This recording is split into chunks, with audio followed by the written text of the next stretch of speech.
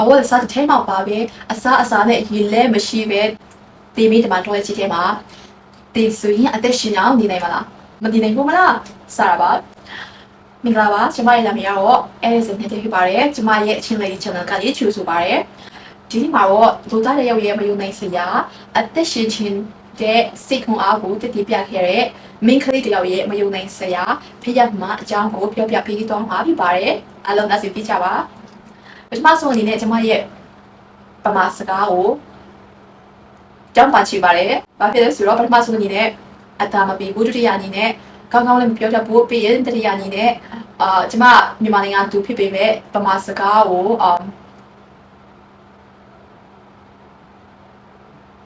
ဘာလို့မျိုးတော့မပြောတတ်ဘူးပေါ့။ဘာလဲ native people ပေါ့အဲ့လိုမျိုးအဲ့ဒါကြောင့်ခဏပြကြပါ sorry ပါကျမအတက်နိုင်ဆုံးကြိုးစားပြီးတော့မှာပါတယ် okay စားကြရအောင်ဒီ Saturday School American နိုင်ငံ Alabama ပြည်နယ်မှာမြို့ဖွားကြီးပြီးခဲ့ပါတယ်။သူမဟာမိသားစုအပေါ်အရန်တလို့စီချီပြီးအေးအေးချမ်းချမ်းနေတတ်တဲ့မိန်းကလေးတူပါ။လူနာတွေကိုကိုကြီးဆောင်ရှောက်ပြီးချင်တဲ့နှလုံးသားရှိတာကြောင့်သူမဟာအသက်25နှစ်အရွယ်မှာကျမပညာသင်ကျောင်းသူ radiology student အဖြစ်ကျူစားစာတင်နေခဲ့ပါတယ်။မိသားစုနဲ့တကယ်ချင်းတွေရဲ့အဆိုအရလီဆာဟာယူတာဘီတူတပါအပေါ်ချင်တဲ့တူတယ်ပြပါတယ်။သူဒါပေမဲ့တွေးမထားတဲ့အပေါင်းအသင်းမှမှုတခု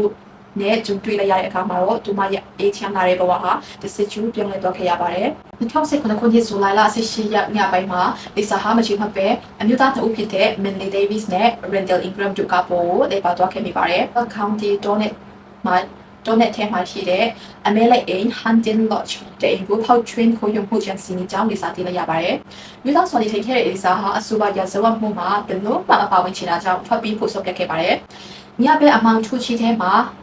သူမဟာမောင်းမြင်နေတဲ့ကားပေါ်ကနေခုံစီမိတိတဲ့ထားတဲ့ဒေါ်အုပ်ချီထဲကိုမျက်စိမြအတင်းပြေဝင်ပုံအောင်ခဲ့ပါတယ်။ဒီမှာမှတ်သားစရာတခြားတော့ဒီကျမဖန်နေတဲ့လီဆာရဲ့ story ကမပါတဲ့သူမရဲ့အကြောင်းကတော့သူမအင်တာဗျူးထဲမှာဖြေခဲ့တော့မှလေသူမဟာမျက်မှန်မပါဘူးဆိုရင်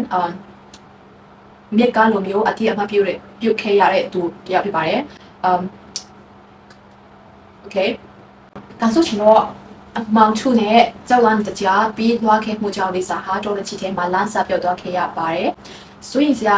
အကောင့်ဆုံးကတော့ထပ်ပြီးစီမှာပဲသူမရဲ့အဝတ်အစားတွေဖနက်တွေဒီကိုင်းတွေနဲ့ငေးပြီးကြွကြရိခဲက cell phone နဲ့ပါမသွားခဲ့ချင်ဖြစ်ပါတယ်အဝတ်အစားထဲမှာပါပဲပလာချင်းဖြစ်နေတဲ့လီဆာဟာ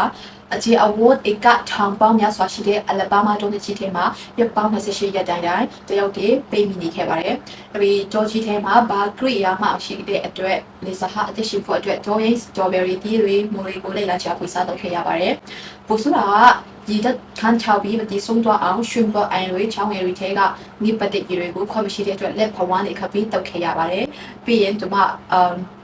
28ရက်ဆိုတော့ဗါရဲ့အယမ်းမြရဲ့ရဟောတယ်မလားအဲ့ဒါသူမတခါလေးသူမဘူပင်းထားတဲ့တန်ကြောင့်ချွေးထွက်တဲ့ချွေးတွေကဒီစပင်ပေါ်ကနေဒီအနေပြီးတော့တောက်လေးရှိတယ်အဲ့ဒါလေးသူမအင်တာဗျူးမှာပြီးခဲ့ပို့ပါတယ်ပြီးရင်အလဘားမားရဲ့ပင်းချန်ထားတဲ့လူရတီအပူရာကိုအကအကွယ်မရှိပဲခံခဲ့ရတယ်လို့ညပဲရောက်ရင်လည်းအေးရာနဲ့ရင်ဆိုင်ခဲ့ရပါတယ်ချင်းတောင်ဝါလိုမျိုးပေါ့နော်ချစ်ပြီးမှဆိုရင်နေဘက်မှာဆိုရင်အရာပူတယ်ညဘက်မှာဆိုရင်အရာအေးတယ်ဟုတ်တယ်မလားဖနက်မပါတဲ့အတွက်ချီဘွားတွေဟာကြောက်ခဲတွေ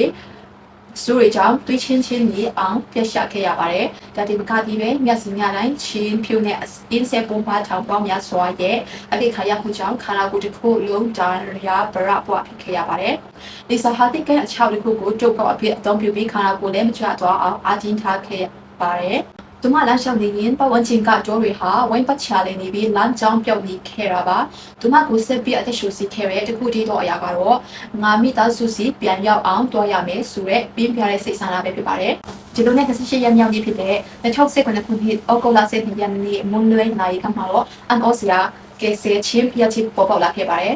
အလဘားမားပြည်နယ်ရဲ့ Highway 82လမ်းမချစ်တိုင်းကားမောင်းလာတဲ့အမျိုးသမီးတို့ဟာလမ်းဘေးကမြက်တွေကြားချဲရနေလူကြီးတခုလှုပ်ရှားပြီးထွက်လာတာကိုအမြင်လိုက်ရပါတယ်ပထမတော့တာရေးထွေးဆန်ထွက်လာတယ်လို့ထင်ခဲ့ပြီးမြ တေချာချိလိုက်တဲ့အခါမှာတော့ခါကုန်းမှာအဝတ်အစားတစ်ထဲမှမရှိပဲဒါယာရီနဲ့ဘုံဘုံနဲ့လို့ဆဲဆဲဖြစ်နေတဲ့အမျိုးသမီးတစ်ယောက်ကိုအန်အော်ကြုံထုတ်ခွဲတွေ့လိုက်ရတာကြောင့်ကားကိုချက်ချင်းရပ်ပြီးဆောင်တဲ့ဘက်ကကိုပြီးခဲ့ပါတယ်ဒီအမျိုးသမီးဟာချားသူမဟုတ်ပဲမိသားစုက TV အောင်မီပြီးရှာဖွေနေတဲ့ Lisa Harris ပဲပါတယ်သူမကိုတွေ့ရှိချိန်မှာအာဟာရပြင်းထန်စွာချူတဲ့မှုကြောင့်အခုအလေးချိန်ပေါင်း50ကျော်22ကီလိုဂရမ်ခန့်ကျဆင်းသွားပြီးပြုတ်ပြီးမှဟမ်းမိလောက်အောင်ဖြစ်နေခဲ့ပါတယ်။ဆရာဝန်တွေကလီဆာဟာနောက်ထပ်2ရက်သူမဟုတ်3ရက်လောက်ဒါတော့ထဲမှာဆက်ရှိနေခဲ့ရင်ကိုရီအင်ကာရီအလုံးမလုံးတော့ပဲတည်ဆုံသွားမှတည်ချရတယ်လို့ဆိုပါတယ်။လီဆာကိုစေယုံတို့အရေးပေါ်ပို့ဆောင်ကိုတာပြီးခဲ့ရပြီးမိသားစုဝင်တွေနဲ့ပြည်လဲဆုံတွေ့ခွင့်ရချိန်မှာတော့ဝန်တာမြေရည်တွေစီမရအောင်စီချခဲ့ကြပါတယ်။ရဲ့တပွဲကလေးစာကိုတိုးထည့်ပြီးထားခဲ့တဲ့အမျိုးသမီးဖို့ဖို့ချိုးကိုတို့အမျိုးသား2ဦးကိုလည်းဖမ်းဆီးအရေးယူနိုင်ခဲ့ပါတယ်။အစပိုင်းမှာစူစာစစ်ဆေးသူအချို့ကလေစာတယောက်လူနေအိမ်ချီဝင်နဲ့တိတ်မဝေးတဲ့တောအုပ်ထဲမှာဘာလို့28ရက်ကြောင်ကြအောင်လမ်းပြောက်ညီရလဲလို့တန်တရားဝင်ခဲ့ပြီးမြဲ။ကျောင်းတကြားလမ်းပြောက်ပြီးဝိုင်းပတ်ချလည်းနေခဲ့တာကြောင့်ဖြစ်ကြောင်းရဲ့တပွဲကအတည်ပြုခဲ့ပါတယ်။ဒီမိနစ်28ရက်ကြာရင်ဆိုင်ပြီးအမ်ခွေအသက်ရှင်ကြာရစ်ခဲ့တဲ့ Lisa Harris ရဲ့အစလန်ဟာလူသားတွေရဲ့အသက်ရှင်ခြင်းတဲ့စိတ်ခွန်အား will to live ကဘယ်လောက်ကြောင့်အစွမ်းထက်ကြောင့်တည်ပြလိုက်တဲ့ဖိယမ်မှန်ဇလန်တစ်ပုဒ်ဖြစ်ပါတော့တယ်။တတားကျေးဇူးပါ bye bye